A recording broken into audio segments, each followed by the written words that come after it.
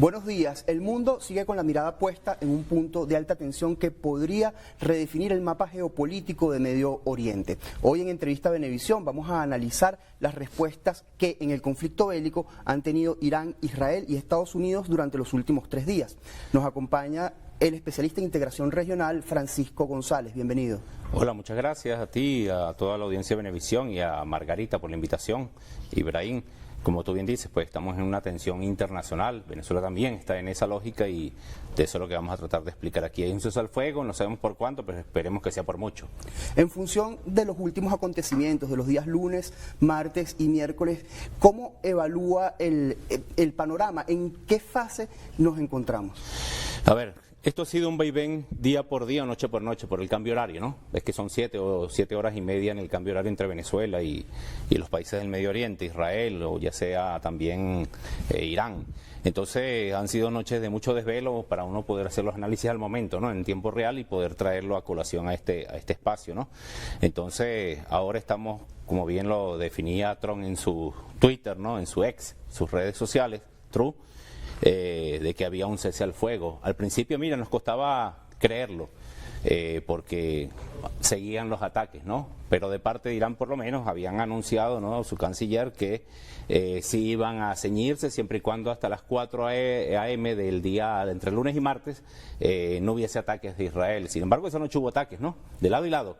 Correcto. Entonces, a uno le costaba creer que eso fuese real, ¿no? De hecho, el presidente de los Estados Unidos se mostró bastante descontento con lo que estaba ocurriendo en Medio Oriente y, digamos, criticó duramente a Israel, principalmente, a ambos actores en el conflicto, pero principalmente a Israel. Sí, claro, de hecho, cuando Trump se va a montar en el helicóptero para irse a la OTAN, ¿no? Justo para después tomar el avión, su avión, allí en esa corta rueda de prensa que daba ahí en Washington, justo lo decía con mucha fuerza, ¿no? Incluso hablaba con grosería y decía que ninguno de los sabía lo que estaba haciendo. Sin embargo, fue mucho más contundente, como tú bien dices, con Israel por el hecho que Israel había lanzado unos misiles contra unas redes, unas antenas, ¿no? del tema satelital por parte de Irán. Y eso había roto la lógica de acuerdos que se había, no sé si negociado, más bien impuesto por parte de Estados Unidos, ¿no? El hecho es que los dos países anunciaron que iban a entrar en el cese al fuego, ¿no? Quizá de una manera bastante atropellada, ¿no? No es que hay una instancia internacional, no se conjuga eso a partir de la ONU. El Consejo de Seguridad el domingo estaba deliberando, sin embargo no es que se había llegado a un acuerdo en ese espacio, sino que fue una cosa entre 3 países, ¿no? En este caso Israel, Irán y Estados Unidos, ¿sí? En su opinión, ¿cuáles fueron los eventos claves de los últimos días que derivaron en este cese al fuego, en este alto al fuego que es momentáneo y parece ser frágil? Mire, yo creo que cuando existen estas crisis hay medias verdades, incluso en medios de comunicación. No sabemos a ciencia cierta a qué modo el impacto de las respuestas de Irán hacia Israel dieron contundencia allí, pero parece que sí, ¿no? Por las redes sociales la gente mandaba muchos videos.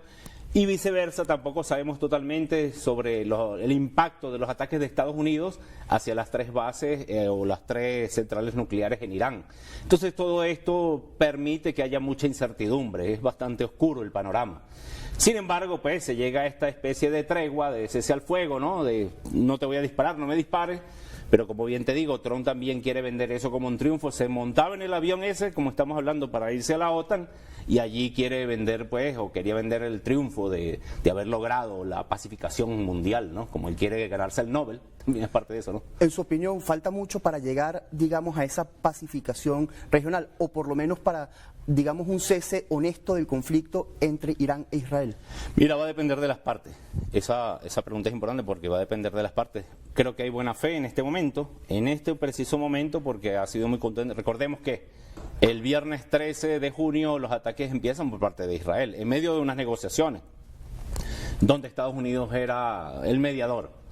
Y el domingo que se daba la 6ª ronda de negociaciones para llegar a acuerdos sobre el tema de los proyectos nucleares que tiene Irán, ¿no? Sus programas nucleares. Justamente el día viernes, 2 días antes, comienzan los ataques. Y hubo respuesta. Yo creo que Israel tampoco medía o calculó de manera coherente y certera los ataques o el nivel de ataques que iba a sufrir por parte de Estados Unidos. Ellos hablaban de su escudo de hierro, sí, de la más alta tecnología, de Estados Unidos también está allí, Sin embargo, no fue suficiente para repeler los ataques de Irán o las respuestas de Irán posteriormente. Y eso fue un tome y dame en las madrugadas, ¿no? ¿Cree que Israel subestimó a Irán? Creo que calcularon mal. No es que subestimen, en términos internacionales se trata más bien de los cálculos, ¿no? Los cálculos y allí calcularon un poco mal porque quizás pensaban que iba a ser más débil o más solapada la respuesta de Irán y fue lo contrario, ¿no? Fue muy... Hay algunos actores que no son estatales que inciden en este conflicto. Vemos algunos grupos armados como Hezbollah, los hutíes, incluso Hamas, que han incidido mucho en esta situación. ¿Cómo evalúa a estos grupos en medio de esta negociación? Mira, esto hay que verlo más previamente, ¿no? Recordemos que Israel ha tenido confrontaciones bélicas y ataques a distintos países. Cuando hablas de Hezbollah, bueno, y en el Líbano ha sido muy contundente, ¿no? La Mossad ha estado, o la inteligencia israelí, en todo ese tema de los ataques. Hace unos meses atrás, ¿te acordás lo de los Viper, no? Que murieron muchas personas al mismo tiempo, ¿no? Y eso tenía más de 6 meses estándose. Y también, bueno, la situación del tema de los ataques constantes, ¿no? Algunos hablan del genocidio allí en la Franja de Gaza. Entonces, todas estas situaciones se van como concatenando. Lo cierto es que Irán ha apoyado esos países y ha apoyado esos grupos, y en este caso, bueno, se ha buscado mermar. También la situación de Siria es importante, ¿no? Porque vimos que cayó el gobierno de Bashar al-Assad, allí estaba de manera muy involucrada Israel y su inteligencia, y ahora, bueno, sí, vienen por Irán, como que es el país que le hace el contrapeso, hay que verlo en términos de la región, ¿no? Le hace el contrapeso allí en la zona del Medio Oriente, ¿no? A Israel, como la situación de influencia y liderazgos en la zona también, ¿no? Sí. La política exterior de los Estados Unidos siempre ha sido determinante históricamente en el Medio Oriente. ¿Cómo evalúa actualmente la postura de Washington en este conflicto? Mira, yo creo que Trump atacó esas bases más por presiones que por su propia misma determinación, tanto que, bueno, cuando dices que anuncia con esa manera contundente y regaña a Israel, ¿no?, antes de irse para la OTAN, él trata de distraer la atención, porque él sabe que el haber atacado Irán le deslegitima su posición de mediador. Estaba siendo mediador 2 semanas antes. 2 semanas, una semana antes. Pero en ese momento deja de tener esa legitimación como mediador, porque Irán se la daba también, Israel se la daba, y cuando ellos atacan directamente pasa a ser parte del problema, de la conflagración. Entonces cambia totalmente la dimensión de la participación de Estados Unidos allí en ese momento, ¿no? Sí. ¿Cómo han reaccionado los países vecinos ante este conflicto? ¿Observa usted, digamos, reacomodos o endurecimiento de posturas, nuevas alianzas? Mira, esto es muy importante porque se habla, ya hoy he sabido, que un país que tuvo mucha contundencia en las negociaciones para que Irán aceptara el cese al fuego fue Qatar. Y es precisamente el país que ataca en respuesta a haber sufrido un ataque por parte de Estados Unidos. Irán es el país donde ataca la base más importante que tiene allí en el Medio Oriente, ¿no?, en el país Qatar. Y la respuesta del gobierno de Qatar ha sido, en principio, bueno, contundente contra Irán, ¿no? Pero después parece que fungió de mediador para poder que Irán aceptara ese acuerdo, ¿no? En fin, se logra el acuerdo y de manera quizás atropellada comienza el cese al fuego hasta que, mira, yo te digo, uno que revisa para ver cómo es que es la verdad, ¿no? Yo tuve que descargar una aplicación que le dan a los israelíes y en la aplicación yo de madrugada la ponía y la única forma en mi caso particular para analizar esto, verificar que de verdad no hubo ataques, es tener la aplicación y ver que esa noche no hubo bombardeo. O sea, de parte de Irán a Israel y viceversa, ¿no? Y sí, es verdad, el cese al fuego se respetó en estos últimos días, sí. La comunidad internacional está buscando contener este conflicto. ¿Qué mecanismos podrían utilizar para el cese al fuego? Esto, por favor, me lo responde al regreso de la pausa comercial. Nosotros vamos a hacer un muy breve corte. Quédese con nosotros, siga con más de Entrevista Venevisión luego del corte comercial.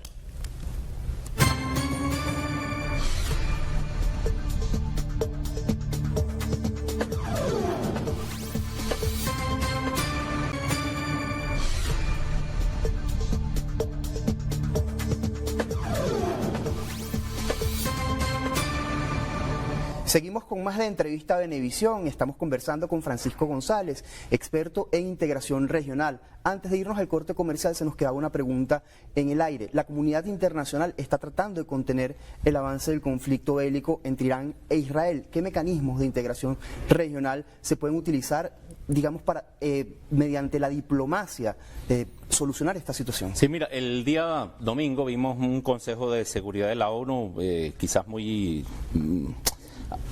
trabajado sobre la marcha, ¿no? Todo ha sido muy atropellado, mucha incertidumbre, sin embargo se reunieron allí y se notaba claramente la situación de tratar de poner otra vez el esquema de lo que era ese acuerdo de tratado de no proliferación nuclear del año 2015, que en el gobierno de Obama se llegó a ese acuerdo entre Irán, por supuesto, como potencia posible atómica, los países de los 5 fijos del Consejo de Seguridad de la ONU, Unión Europea más Alemania, las potencias nucleares.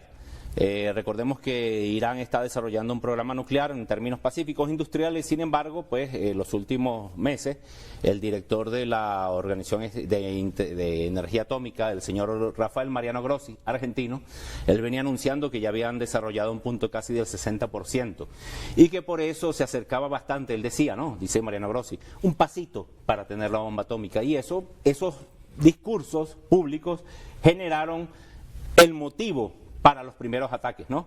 Entonces la ONU, si bien está el Consejo de Seguridad, pero tienes este organismo OIA, tiene ambigüedades, ¿no? Entonces no es algo que ha sido muy efectivo. Sin embargo, se busca llevar de nuevo aquel acuerdo, si el PAI, que era el Plan Integral de Acción Conjunta, y posteriormente en el 2018, cuando Trump llega al poder, rompe con el acuerdo. Se sale a Estados Unidos y dejó fisuras en el acuerdo. Y a partir de allí resancionan a Irán, y eso ha traído pues que Irán ha tenido que, bueno, desarrollar y buscar otras alianzas en términos regionales, porque Estados Unidos siempre ha estado con Trump, ¿no? Es importante ver, con Trump ha estado atacando las posibilidades de este acuerdo, ¿no?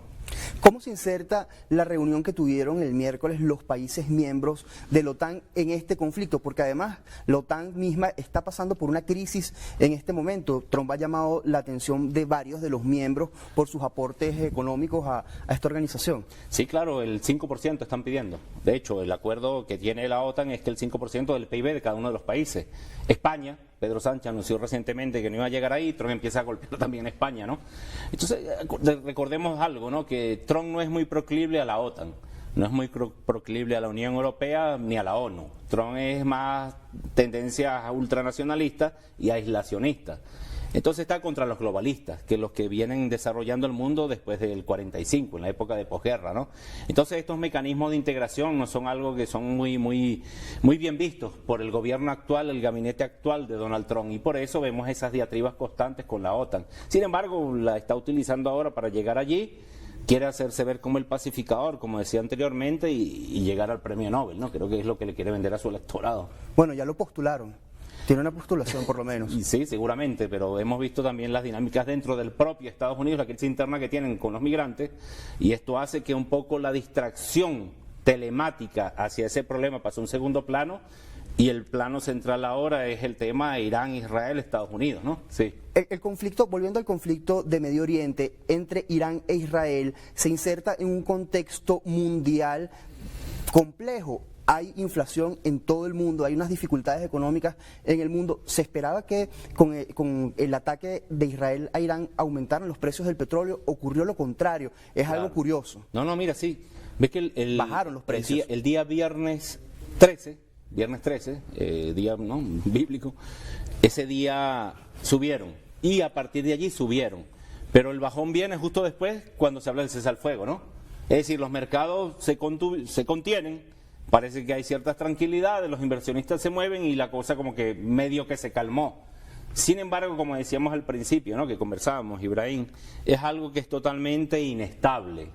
Hay incertidumbre, no sabemos hasta cuándo llegue este acuerdo y quién va a atacar primero o no. Lamentándolo mucho, se nos acabó el tiempo. Gracias por habernos acompañado en Entrevista Venevisión. Gracias a ustedes. Francisco González, experto en integración regional. A ustedes, gracias por su atención. Sigan con más de Noticias Venevisión.